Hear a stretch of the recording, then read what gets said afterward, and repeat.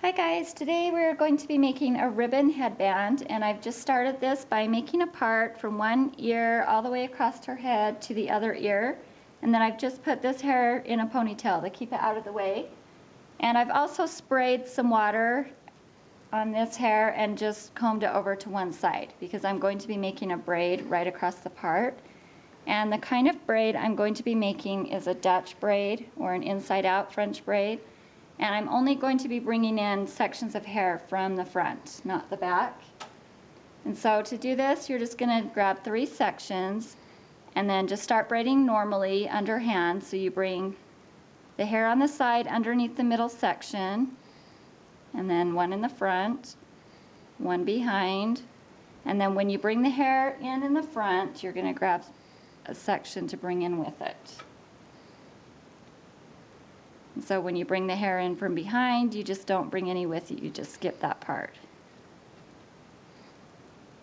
And you don't have to use a comb to bring in the sections, but I've found that it keeps it a lot smoother.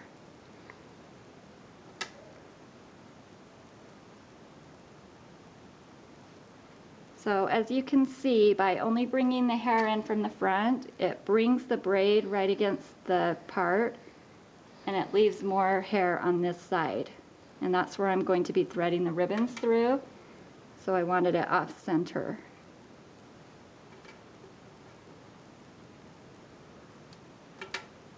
If you want even more room in the front, you can make the part further back along her head.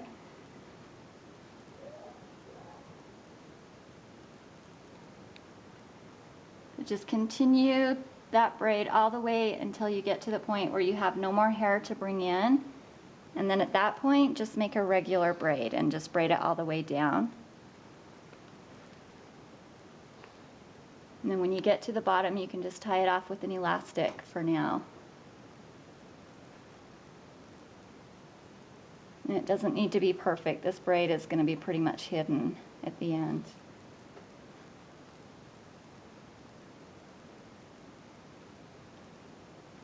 Okay, so after you get that braid done, now you're going to add the ribbon in, and I'll show you how to do that.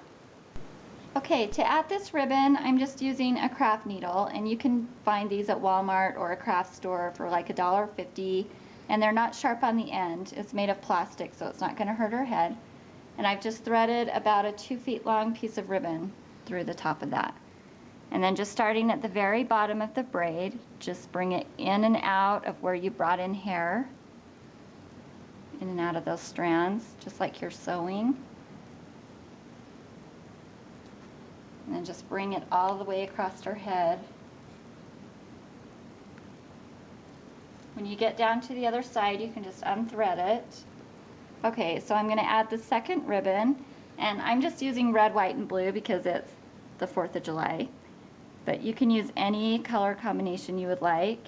And to thread this one, you're going to go the opposite way. So I started going under this piece, you're going to go over that one, and then under the next one. So you just thread it opposite all the way up so that it makes a woven pattern. Just same thing, just go all the way across her head. You can use any kind of ribbon you want to. There's lots of cute ribbons you can find with different textures and patterns. This hairstyle turns out completely differently depending on what type of ribbon you want to use. So I'm now doing the last piece, and I'm going to thread this one through the same way I did the first one. So it's going opposite of that second ribbon.